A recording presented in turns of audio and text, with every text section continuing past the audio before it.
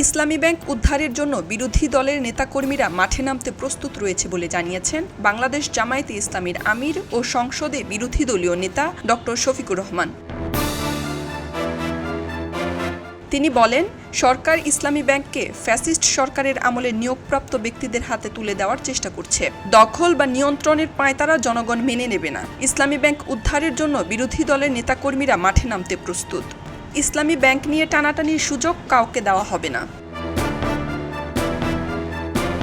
বুধবার রাতে রাজধানীর মিরপুরের একটি কনভেনশন সেন্টারে আয়োজিত এক ঈদ পুনর্মিলনী অনুষ্ঠানে প্রধান অতিথির বক্তব্যে তিনি এসব কথা বলেন।